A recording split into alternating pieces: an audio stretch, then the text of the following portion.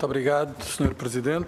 Permita-me, em primeiro lugar, cumprimentar o Sr. Secretário-Geral da OCDE, Ángel Gurría, e agradecer-lhe a presença, bem como os contributos que esta instituição tem oferecido a Portugal, recomendações que são relevantes e que nós ponderamos no quadro da decisão política do país. Quero também, nesta ocasião, cumprimentar o Sr. Embaixador de Portugal na OCDE, Paulo Pinheiro, agradecer-lhe também a sua colaboração. Bom, a globalização é um facto indesmentível, cria um conjunto de oportunidades e desafios, mas também esperanças e receios.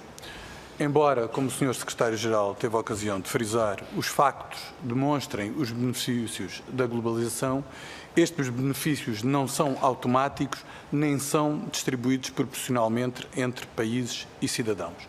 E, portanto, a globalização e o profundo progresso tecnológico que estão inscritos neste movimento estão a transformar, de uma forma sem paralelo, progressivamente mais rápida, as vidas dos cidadãos. Logo, os receios desses cidadãos são compreensíveis e muitas vezes são também justificados. Importa dizer que este não é nem será um processo sem turbulência, mas também não faz sentido que este processo seja parado ou revertido.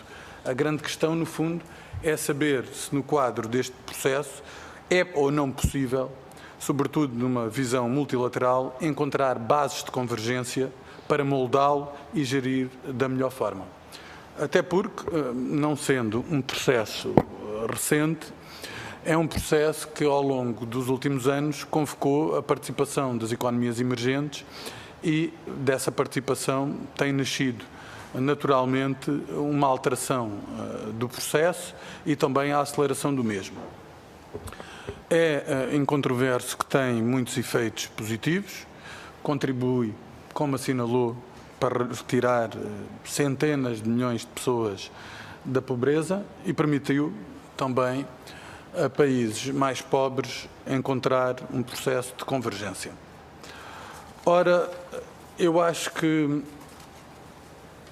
o facto de haver muitos países que não partilham do mesmo quadro social, ambiental, fiscal, cria, sobretudo para nós que somos europeus, algumas dificuldades. Dificuldades porque nós temos uma percepção do que significa e da importância do modelo social europeu e, no caso português, o que se verifica, não exclusivamente em domínios de baixa qualificação e baixo valor acrescentado, por vezes tem-se verificado grandes transformações, pressão salarial, revisão de condições laborais e também processos que determinam perdas de empregos.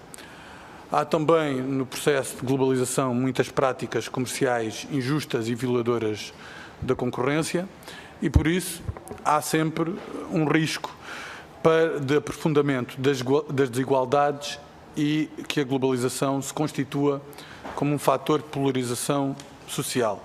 Basta, como o Sr. Secretário-Geral teve a ocasião de frisar, atentar na estagnação de rendimentos da classe média nas economias mais avançadas, mesmo numa série longa em que se verifique crescimento económico significativo e, por outro lado, no recrudescimento do proteccionismo, que se alimenta da angústia, que se alimenta da incerteza, marcadamente apontando soluções de curto prazo e que consegue gerar apoio por parte daqueles que têm sido os perdedores deste processo de globalização e que encontra expressão pública de maior relevância na eleição do Presidente dos Estados Unidos ou na expressão eleitoral que Marine Le Pen teve nas recentes eleições francesas.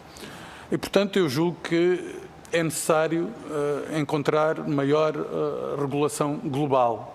E essa regulação global, necessariamente, tem que ser concebida à luz do reforço da cooperação institucional para modelar este processo de globalização, também da diplomacia económica e ainda de instrumentos que promovam a igualdade de oportunidades e boas práticas no domínio da concorrência. Todos nós seguramente conhecemos exemplos em que a concorrência não é cumprida e exemplos que nós já há muito falamos de dumping social que, com a emergência destas economias do Sudoeste Asiático e outras, acabam por criar maior turbulência e gerar incompreensão neste processo, que estão traduzidos nas sondagens que são feitas e que demonstram que há uma franja muito significativa de cidadãos que encaram o processo de globalização como um processo profundamente desmobilizador para as suas vidas e que eles querem rejeitar. E, portanto, no fundo, o desafio que aqui devemos encontrar é saber como é que este processo